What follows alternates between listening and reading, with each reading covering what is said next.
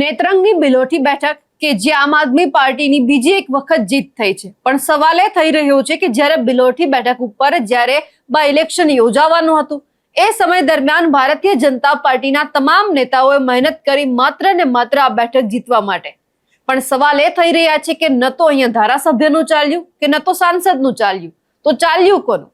નમસ્કાર, આપ જોઈ રહ્યા છો નિર્ભય ન્યૂઝ અને હું છું આપની સાથે રિદ્ધિ।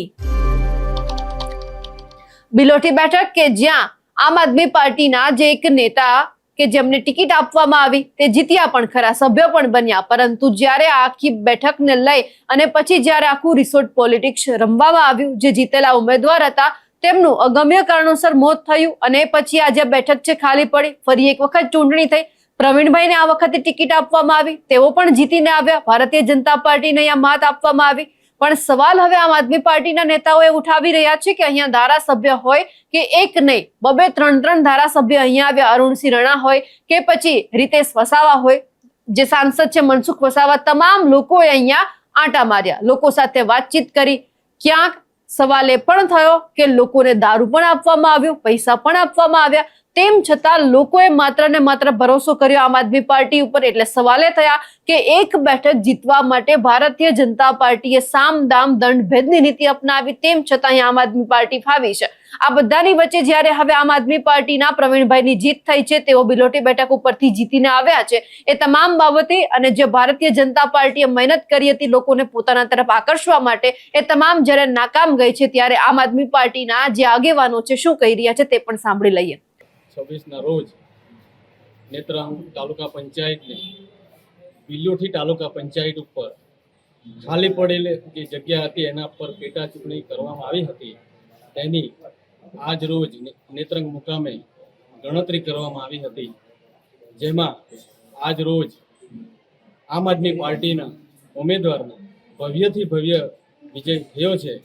તેની ઉજવણીના ભાગરૂપે અમે આજે વાલિયાદ તાલુકા પંચાયત પર ભેગા થયા છે અને ખાસ અમે બિલોટી તાલુકા પંચાયતની બેઠક પરના જે મતદારો છે, ભાઈઓ બહેનો, એ તમામને અમે ખૂબ ખૂબ આભાર માનીએ છીએ અને અમે દિલથી વધાવીએ છીએ કે સામે સરકાર તરફથી સત્તાનું જોર, પૈસાનું જોર અને કંઈ કેટલાય પ્રકારના પ્રલોભનો, દબાણને પણ વશ નહીં થઈને આમ આદમી પાર્ટીને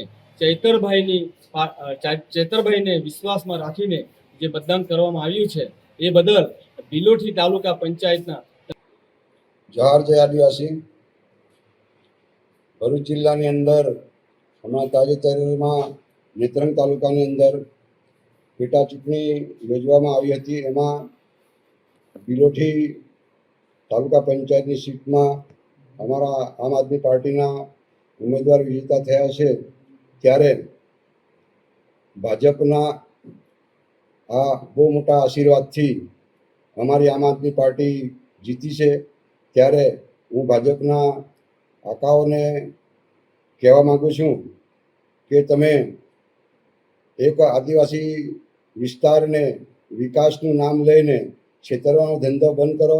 લોકો જાણી ગયા છે, હવે લોકો તમારાથી સમજી ગયા છે। તાજેતરમાં અમારા આમ આદમી પાર્ટીના ઘણા આગેવાનો જેલમાં પણ છે અને તમે તાત્કાલિક આ તાલુકાની પેટા ચૂંટણી આપીને તમારો દબદબો બનાવીને જે કારસ્તાન રચ્યું હતું ચૂંટણી જીતવા માટે, પણ એમાં તમે ફેલ ગયા છો, કેમ કે લોકો હવે સમજી ગયા છે, તમારા બધા જે વિચારો, આચાર વિચારો બધા સમજી ગયા છે। માટે કરીને ઇતિહાસ કાયમના માટે ગવારે એ રીતના લોકોએ મન મૂકીને મત આમ આદમી પાર્ટીના ઉમેદવારોને આપ્યા છે। ત્યારે હું લોકસભાના સાંસદ મનસુખ દાદાને પણ હું કહેવા માગું છું અને રીતેશભાઈને પણ કહેવા માગું છું કે તમે હવે ટ્રાઇબલના લીડર થઈને ટ્રાઇબલને છેતરવાનો ધંધો બંધ કરો। કારણ કે તમારી આજુબાજુ જે મીણમાખ જે છે, એ મીણમાખ તમને ગેરમાર્ગે દોરે છે। માટે તમે કોઈ પણ લોકો સૂચન તમને કરતા હોય તો એની પર તમે નજર રાખો અને પછી આગળની કાર્યવાહી કરો, એવી હું તમને પણ કહેવા માગું છું। જેના પરિણામે તમે એક 35 વર્ષથી સંસદ તરીકે ટ્રાઇબલ એરિયામાં ચૂંટાવો છો, ત્યારે એક સામાન્ય બેઠક જે તમારા હાથમાં નહીં આવે, ધારાસભ્યને પણ હું કહેવા માગું છું કે દારૂ, પૈસા અને જે માંસ, મટન, મચ્છી જે આપ્યું છે એ ખાઈને પણ લોકોએ અમને મત આપ્યા છે. માટે હવે તમારા ભાજપના જે દિવસો છે એ એકદમ નજીક છે. આવનારી 2027ની ચૂંટણીમાં તમે યાદ રાખજો કે ભાજપ જે ગણ્યું ગાંઠ્યું રહેલું છે એના તમામ સુપડા સાફ થઈ જશે. કારણ કે તમે જેમ જેમ અમારે આમ આદમી પાર્ટીના ઉમેદવારોને, નેતાઓને જેલમાં રાખશો તેમ તેમ અમારો બહુ મોટો પ્રચાર થશે અને બહુમતીથી અમે વિજય બનીશું. જેલમાં મોકલવા બદલ તમને બધાને પણ મારા તરફથી ખૂબ ખૂબ આભાર અને અભિનંદન છે કે આવા સમાજના સાચા લીડરો જે લડે છે એમને તમે તમારા જે બની બેઠેલા પોલીસ અધિકારીઓને તમે આની સૂચન આપીને જેલમાં મોકલો છો અને ટ્રાઇબલને કબજે કરવા માગો છો. પણ એ હવે કદાપી લોકો આને ચલાવી લેશે નહીં, કારણ લોકો, ગરીબમાં ગરીબ લોકો પણ તમારી જે નીતિ છે એ સારી રીતના સમજી ગયા છે. ત્યારે હું ચૈતરભાઈના જે નેતૃત્વમાં જે આમ આદમી પાર્ટી કામ કરે છે, તો ચૈતરભાઈને જેટલી વાર જેલમાં પૂરશે, એના આગેવાનો જેટલી વાર જેલમાં પૂરશે, પણ એ એનાથી ડબલ મતથી એ વિજેતા બનશે અને તમને પરાસ્ત કરશે.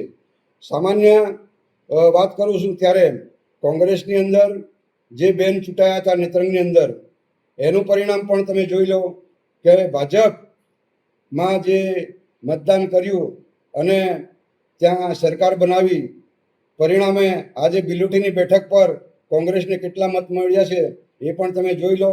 કેમ કે લોકો એકદમ અજ્ઞાન નથી, હવે સારી રીતના સમજી ગયા છે. ભાજપે આખી ટીમ ઉતારી એક સીટમાં જીતવા માટે. અરુણસિંહ રાણાથી માંડીને બધા ધારાસભ્યો ત્યાં ગયા, સંસદ પણ ગયા.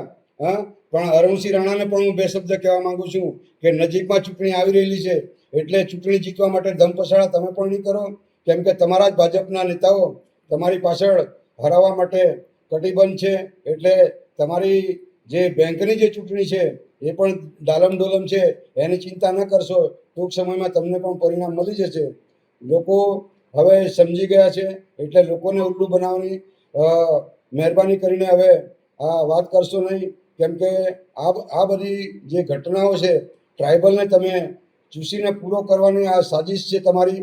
બાકીને તમારી અંદર નેતાગીરી, આદિવાસી તરીકે નેતાગીરી તમારી અંદર છે નથી કે ટ્રાઇબલ કોઈને કોઈ રીતના એને વિકાસથી આગળ લાવીએ. મારી જેવા સામાન્ય પ્રમુખ તરીકે જો સમાજનું વિચારતા હોય તો તમે ધારાસભ્ય અને સંસદ સભ્ય તરીકે જે બિરાજમાન છો, ત્યારે અમને ઉલટી મદદ કરવી જોઈએ કે ભાઈ કોઈ સમાજના ગામડા રહી નહીં જવા જોઈએ, વિકાસથી વંચિત નહીં રહી જાય, કોઈ આદિવાસી વિકાસથી વંચિત રહે, કોઈ અન્ય પ્રજા વિકાસથી વંચિત રહી જાય. કોઈ પણ જાતનું કંઈ જરૂરી કાર્ય હોય, કામ હોય તો અમને કહેજો.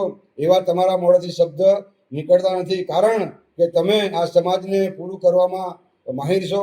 એટલા માટે લોકો તમને સારી રીતના ઓળખી ગયા છે. તમારી ચૂંટણી પણ આવનારા સમયમાં ડાલમ ડોલમ રહેશે. એટલી વાત કરીને હું મારા વાતને અહીંયા વિરામ આપું છું. પણ કેટલું ચોક્કસ કહીશ કે જે આગેવાનોને, પોલીસ ખાતાઓને તમે જે હાથા બનાવીને જે કાર્ય કરેલું છે અને જેલમાં મુકાવેલા છે, એનું પરિણામ આજે બિલોટી પંચાયતે તમને આપી દીધું છે. આવનારા દિવસો હવે એવા તમારા નહીં આવે, એની તકેદારી તમારે રાખવી જરૂરી છે. સવાલ માત્ર અહીંયા એક નથી, પણ હવે સવાલ એ ચર્ચાઈ રહ્યો છે કે કેમ ભારતીય જનતા પાર્ટીને આ બેઠક જીતવી હતી. કારણ કે જ્યારે આ બેઠક ઉપરથી જે સભ્ય હતા એમનું જ્યારે અગમ્ય કારણોસર મોત થયું હતું, ત્યારે અનેક આક્ષેપો છે ચૈતર વસાવા ઉપર થયા હતા કે જે આ વ્યક્તિ છે એમને ભાજપમાં જવું હતું, પરંતુ આમ આદમી પાર્ટી છે એમને ભાજપમાં નહોતા જવા દેવા માંગતી, કારણ કે એમનો જે દીકરો છે તે પણ સામે આવ્યો હતો. પણ ખેર, આ બધાની વચ્ચે લોકોને એક જ ભરોસો હતો કે આ બેઠક આમ આદમી પાર્ટીએ જીતી છે, તો આ વખતે પણ આપણે આમ આદમી પાર્ટી અને ખાસ ચૈતર વસાવા ઉપર ભરોસો રાખવો છે.